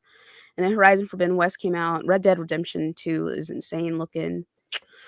All right, okay. That game still looks great. Like if you played on PC and max the settings out, oh my, wow, yeah, like with no mods, no mods to increase the textures or anything like that, just straight up what Rockstar did with Red Dead 2 is I remember when I first played it on the Xbox, I was like, I can't think of any other games that look like this. But yeah, on PC it's freaking amazing. All right. My bad, go ahead. No, you're good. Okay, let's go ahead and talk about Linus Tech Tips. So Linus Tech Tips, huge YouTuber. Go ahead. He's not far from where I live. Oh, really? Yeah.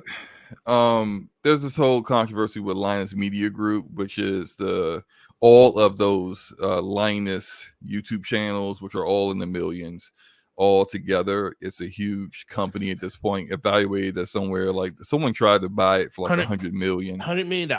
Right. So they're huge and all that. Yeah, they're that big. Yeah. Every channel was dropping a video every single day, and that kind of cadence tends to lend towards mistakes being made, and that's where this controversy starts. So one of their channels, also Linus, bought a multi-million-dollar facility to have their labs in, where they would do their testing and all kinds of stuff. And they have media there at the labs to do a tour of it. One of his engineers made some comments about the other tech channels that were not received very favorably. He said that unlike Hardware Unboxed, which is very close to 1 million subscribers, and Gamer Nexus, which is like maybe like 1.5 or something like that. 2.35. 2.35. Okay, there we go. They are considered the standard for tech analysis in the tech field. Unlike those two, we do new tests for all of our comparisons every single time we review and do analysis on a new product.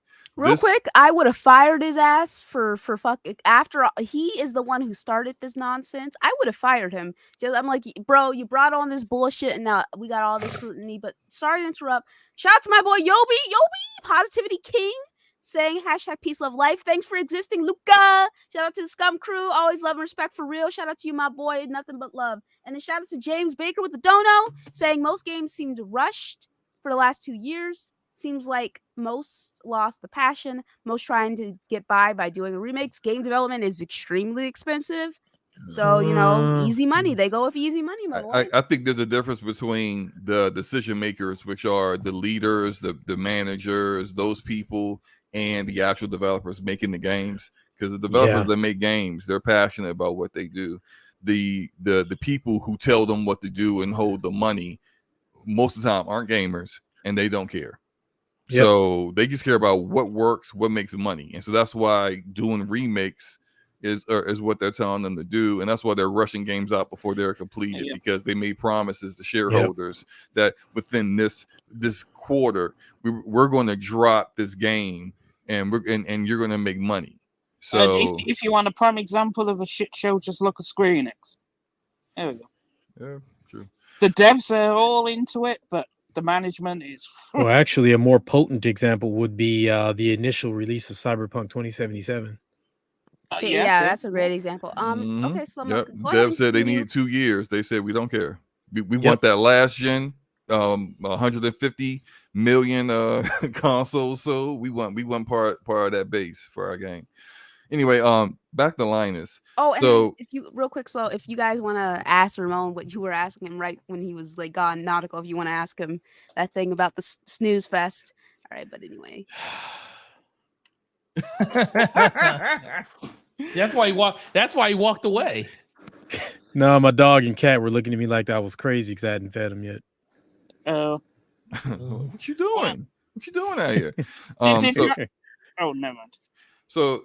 So that happened, and Hardware Unboxed responded on Twitter, essentially saying that this is kind of like taking us out of context. There's no reason for us to test every single time, especially if, say, we're testing the GPU, and then we're testing another GPU a week later, and there's been no firmware changes, no software changes for the previous GPU to make a comparison. Why would we test both of them at the same time? Basically, like, if you knew how to test correctly, you would know this stuff. Gamer Nexus didn't say anything until Linus, on his weekly podcast called The WAN Show, decided to then kind of like double down. So he did not care for what his engineer said, but then he also still defended his engineer, and then tried to make this claim like, well, we kind of care about like not investors, but our sponsors and the people we have business deals with. So this is why we do certain things in a certain way. And that's when Gamer Nexus stepped in, because he's all about Steve and Gamer Nexus. The entire team are all about integrity, accuracy, and not giving a damn what that companies care about, because they will lie to you if they have the opportunity to, and you're willing to believe it. And Steve has basically really exposed a lot of companies in the past.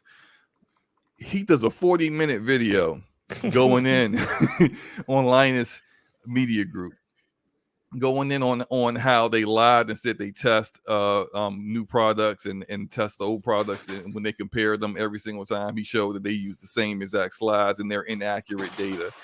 All their data is inaccurate. Their very first review, which was the 4090, had the 4090 numbers being way off than what they were supposed to be.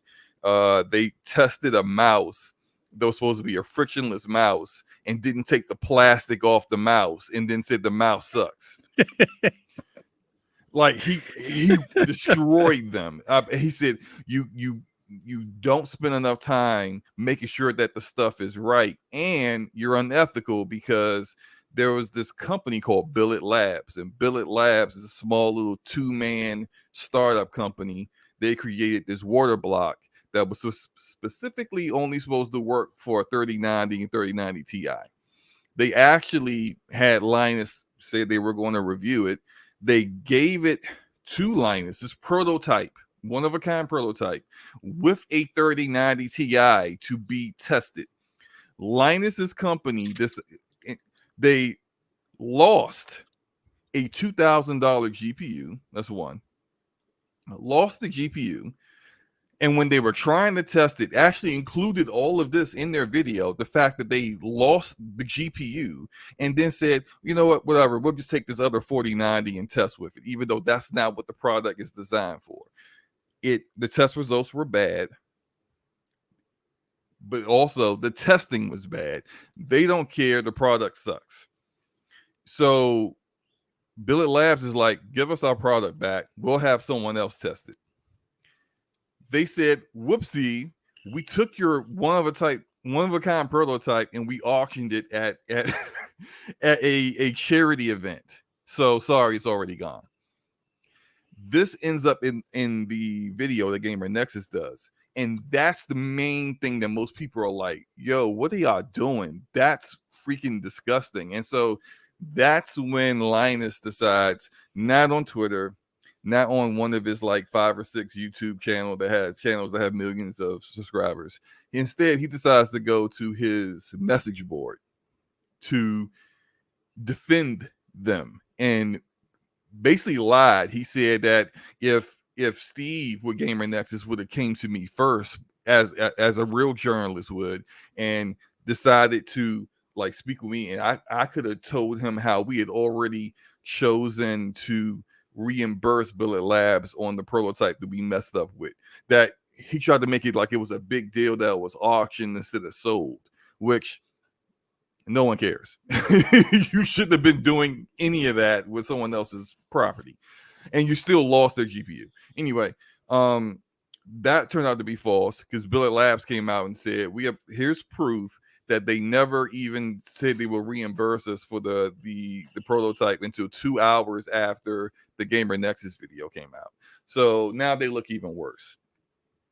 While all this is going on, a young lady named Madison, who used to work for them, and I think in the one video that she's in, it's like the 5th most watched video on Linus Tech Tips' channel. So it's got millions upon millions of views. She comes out and exposes widespread allegations of abuse, verbal, emotional, and sexual assault going on at the Linus Media Group facility and with the people that she worked with. She has since quit a little while ago, but she exposed in a very long Twitter thread all the things that happened to her. All of it, if it's true, is really disgusting, and the culture there is really, really jacked up. The Linus Media Group comes out with a video, does not address that, but addresses all the other stuff that Gamer Nexus exposed them on. And in the video, they make sure to shout out their store so that you can buy stuff. They made sure to shout out one of their advertisers because they got to do that, right?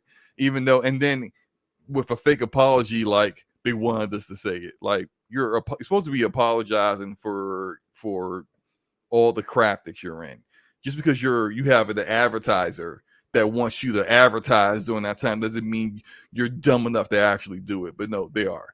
And then in addition to that, they kept cracking jokes all throughout this 20-minute apology video that featured all the leaders of the company, including the co-owner. Guess who the co-owner is? Linus's wife. So Linus got a demotion in June based upon how bad their content was. But how do you demote the owner? He didn't get demotion as an owner. The new CEO still answers to him and his wife. So is there really a demotion? Nothing's really going to change here. And they did come out with a statement to say they're investigating what happened to Madison, their former employee. But honestly, like what? Like you didn't know all this stuff happened ahead of time. Like it's a pretty bad situation. Sorry, I was long-winded, but it was a lot to talk about. What do you guys think about the Linus situation? Man, I don't know what it is about people when they become successful and they have money and it just gets to their head and you see who they really are. But it just blows my mind how people, they gain success and then they just suddenly just become just garbage. Like, I don't know. It's just disappointing. Yeah. Any other thoughts, Singer? It's the most hilarious thing I've seen on YouTube. How a lot of people put stock in what he said, and then all of this came out, and it was started off as the house might be on fire, and then the house is on fire, and then the house is burning down, and then the house is burned down, and there's nothing you can do. Like, the apology did not help. Most people just think you're garbage now. Obviously, you'll still have your whole bunch of loyal fans. This whole sponsor thing, that, like, no one does that in an apology. Have you seen that done in an apology video? I've never seen that is kind absolutely of horrible. Like, No, I'm so sorry for what we did. Oh, by the way, buy these Fruity Pebbles right here and put in the code Linus Tech Tips for 15% off. Yeah, it was really horrible what happened. Literally, like, we're just working so hard on our various channels in the store. Hey, go to ltt.com store. We got these screwdrivers. Like, really? Oh my god. What are you doing? You're get back to the apology, stupid. Hopefully a lot of people, a lot of the companies have realized, like, what happened with the prototype. Like, I think other companies are going to pay attention. Like, yo, we can't really. Yeah. That can happen to them. Are we really going to send them our latest and greatest for them to test, for it to just end up at auction for a charity? Yeah. Real quick, shout out to Blessed 011 with a $5 super chat. He says, I stopped watching Linus Tech Tips many years ago. Their content has been in decline. It's nothing but glorified infomercials for tech enthusiasts. I agree. I definitely agree. It's definitely just a big infomercial. And Singer, you make a great point. Am I going to give my product to them? And then for Linus to really say, well, if we retested it, I'm not going to spend $500 to get the correct GPU to retest this correctly. It's a bad product anyway. Which is an insane comment considering how much money they're making. Yeah, you make all this money. You can't spend $500 to do it correctly. It just kind of goes to show where their mentality is. And like they're trying to transition their channel into more tech analysis, which is the stuff that Hardware Unboxed and Gamer Nexus does. They got a whole different mentality and business philosophy for how they work. And their big thing, and the reason why they are considered the pinnacle, like the S tier channels for this kind of stuff, is their integrity and their accuracy. NVIDIA can't buy them. No, none of the big companies can buy their support and buy like more favorable reviews out of them, because they understand that if they did that, they would lose their entire community. And they make sure that stuff is accurate. all the Linus channels, if you watch their content, they always got little graphics popping up to say, sorry, we meant this, we meant that was a mistake. This is like, cause like they won't even stop and redo the video. They won't even stop and redo the editing, the speaking in the video or anything, because they're just not, we gotta get content out. Gotta get going. We gotta drop a video every day. Let's go. And it's just, who cares if you're dropping videos every day, but it's all trash?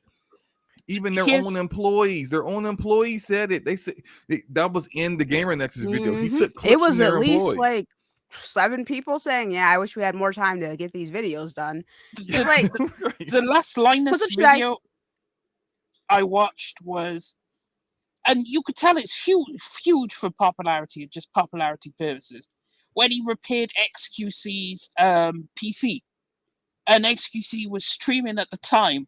And you can see them all being pally, buddy. And I'm like, yeah, look, you sharing all your... Yeah, you flew to his house because of who he is to repair his PC. Like, you wouldn't do that for anyone else unless they're like some humongous streamer. And I'm like, so what was the point of this video? You didn't do any... He tried to do some analysis. He was like, right, let's find out what's wrong with this PC. Let's turn it on and then turn it off. And then he's like, oh, it must be something wrong with the mother. And it took like 2 minutes to fix. I'm like, so what the fuck was the point? You did no analysis. All you did was say, oh, this is the problem with the motherboard. Oh, okay. Bye. And I mean, they should really consider sticking to their lane. You know what I'm saying? Well, the thing is, he before the video, he said, I got these $2,000 worth of parts. He had like a brand new NVIDIA GPU, he had brand new motherboard, he had the whole stack of things. And he made sure that all the brands were pointed towards the screen. And he didn't use a single one of them. And I'm like, so you just spent $2,000 to fix this dude's PC, and you didn't use any of those products? Okay, sure. Yeah, it's just I said this on DPS, the Forte, and I'll say it again. I don't think anything is going to change. They're in damage control mode over investigating the allegations of sexual assault. If any sexual assault actually happened, you need to name those people. They need to be fired immediately, and they need to be like, for her to say I've been touched inappropriately multiple times, and for their, you know what? I don't want to say it. I can't. I don't know if Linus said this to her or if it was someone else in leadership to tell her you need to focus your priorities differently because her brother had just died. What? Like, would have been out of there like fucking swimwear, baby. Are you kidding me? Wow. Like, it's okay that some dude grabbed your ass. Your brother just died. Worry about that. Like, you should be punched in the face for saying that, honestly. And it's just like, I don't expect changes to happen when it's still Linus at the end of the day. Freaking idiot Luke, who does the WAN show with him, is also up there. Hey, sorry guys. Basically, essentially admitting he's a babysitter for Linus, trying to keep Linus from saying dumb stuff on their show all the time. And he's like, sometimes I fail at that. Why is that your job? He's not a baby. He's not a child. He's a grown man. He should own the things that he says. And you guys are basically, why is he still able to be live on camera doing dumb stuff and saying dumb things y'all end up having to damage control and apologize for later on? But meanwhile, by the way, while he's saying his piece in their apology video, he throws in a 69 joke. Yep. So wow, all of them are dumb. They're all stupid. They're all very immature. Just very immature. You know? Very immature. So, all right, man. I didn't know about all that. What's up, Dirk? I didn't know about. I would have been out of there like fucking swimwear, dude. Like, honestly speaking, it's always really unfortunate when these things happen, and it sucks, dude. It fucking sucks. But that's what happens when you are always beholden to the trying to keep up with revenue every time. So the fact that they were making 25 videos a day, which is absolutely absurd. Yeah, so it's like once, and that's the thing, I always tell people, money ain't everything. I mean, yeah, you got to keep your business going and everything, but it doesn't hurt you to slow down, to have some type of quality control, just because you can't make 25 videos, you can make 18, 20, you ain't got to burn your people out to death. And Bro, then even you got to go 10 through all would be more than enough, fucking enough, dude. Well, yeah, definitely. I mean, it just depends on like how they go about. The thing is though, they got so much power and influence and stuff like that. It did the fact that, like he said, his the company was evaluated to almost sell for $100 million, and it's a lot, but you ain't got worth that right now. Yeah, that's right why I now. wish it went down. Yeah, it's crazy. So it's interesting. Like ever since the apology video, nothing's come out of there, from them at all. So it's kind of interesting to see what the next step's going to be. Yeah, they're just probably waiting for this to pass over. So, all right. Yeah, great show, guys. Let's go ahead and start getting ready to get out of here. Shout out to Meat Puppet, the only member of the channel who left a topic asking about Starfield, saying, "Are you playing Starfield, or did you pre-order the game?" I did pre-order, and I'm going to play. I didn't pre-order, but I am going to play. So shout out to Meat Puppet. Let me get my channel members, and then unless is there anything else you guys would like to discuss? If you're gonna pre-order it on Steam, and then get yourself a nice little cozy discount off Green Man Gaming. Because who wants to pay $70 for a game? I'm definitely gonna be hitting you guys up about all those little tips. Hey man, every new release, most new releases on Green Man, you get like 15% off. Yep, man, Green I'm Man rubbing Gaming, CD keys. Yeah, I'm rubbing my hands together. Oh, I can't wait. I don't pay full price for games. Yeah, I've never paid full price. Like you just don't pay it. Oh, I can't wait. All right, so shout out to that's something. Not Sir paying full price for X-Man, games. Mr. Dolo Gaming, Jarrell, Web Dave, MJ, Lionel, Red Rain, and Bandy, Outlaw, Mike, Bison, Jay Shani, Iman, Stankma, Drav, Damien, Tevin, H-Dog, Dirk, McGurk, King Metrotron, Meat Puppet, Scrotum, Phil, DQ's Blizzards, John the Don, Smokes, Lord Jorenza, Stardust, Risk It for the Biscuit, Stone, Dexflex, Starbuck, Kenny, DC, Big Daddy, Smitty, Plus on the Block Podcast, El Huito, Sub Negro, Yobi, Jazzy, Dom, Sir Duck, Sycamore, Zion, Danelle Breesky, Corey, Light Strife, J Barry, Arcade, Pepitio, Nautical Jet, Brandon, Envy Dub, Slomo, and Hannibal. Thank you guys so much for supporting my channel in this way. I really, really do appreciate it. It means a lot. Thank you so much to everyone who hung out in the chat. Thank you to everyone who listens later. Thank you to all the super chat support.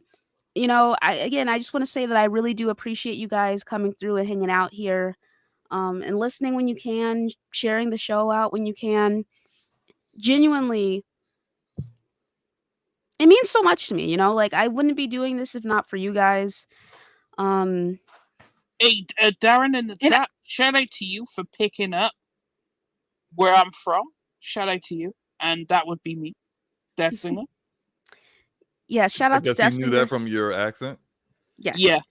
Shout out to, my fantastic panel who shows up for me, who comes through and hangs out. Shout out to Ramon who hit me up like 30 minutes before the show and was like, "Hey, can I come on?" I was like, "Absolutely. Like if we're cool, just hit me up and ask me if you want to come on." I'm gonna say yes, especially I'm gonna ask you. The first question I'm gonna ask you is, how is your mic? That's the first question. But after that, like I'm gonna say yes, and I'm like, yeah, come through. You know what I'm saying? So just thanks a lot.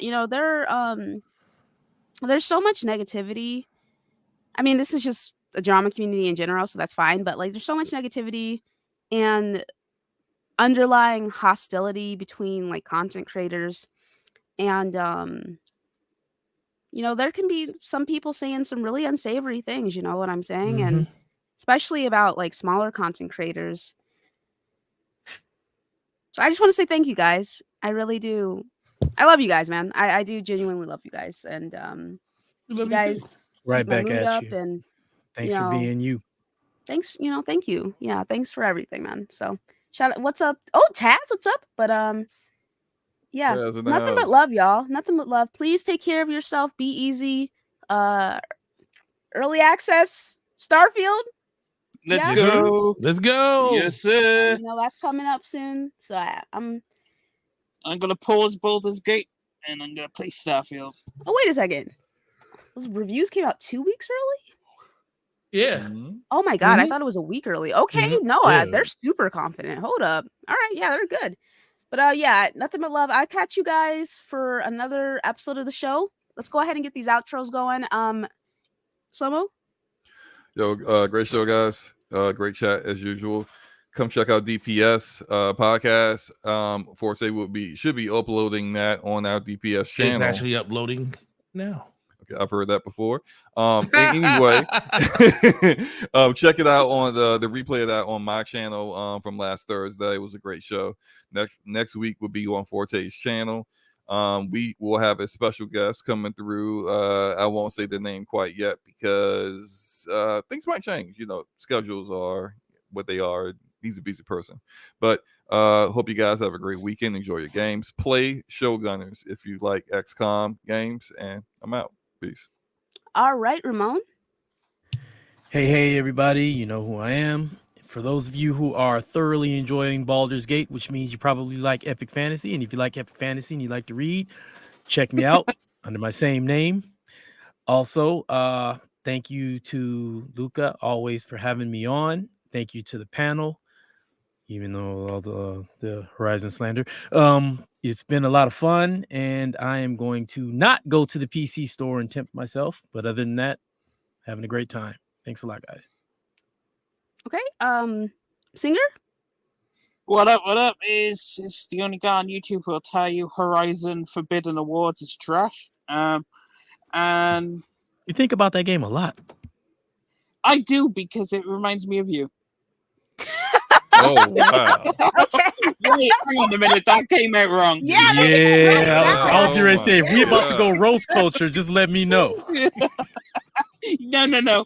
That I meant in my head. That sounded better than No. All right, it's okay. I'm was trash. supposed- I'm trash. Okay. No. I get it. It was supposed to be a compliment, but it. Yeah. Anyway, yeah. You can say it reminds you of the CW where everyone's pretty, but the content sucks. I mean, you say that, but we were definitely watching those CW. We were watching all that shit. God damn, it is rough over here, man. Autumn, let me know if you ever want to come on, girly pop. You know, just let me know. But anyway, go ahead. Yep. Anyway, yeah. Shout out to Darren for being another Welsh. And yeah. Didn't he say Cardiff? Yeah. Yep, that's the capital. Okay. Mm-hmm. All right, and Thodical. Yo, great show. Shout out to you guys. Like Slomo said, DPS was lit. Make sure you come check us out next week. It's going to be fun. Really appreciate everybody and all of the love and support. But Gaming Forte, YouTube and Twitter, Xbox Live, PlayStation, check us out. And hopefully everybody understands that if there was only one, console or entity out there for gaming, PC is the best way to go. Just saying. All right, so catch y'all for another one. Peace. Bye. Shout out to Gregor. Oh, hit the like button. Like button. Hit the like button on the way out.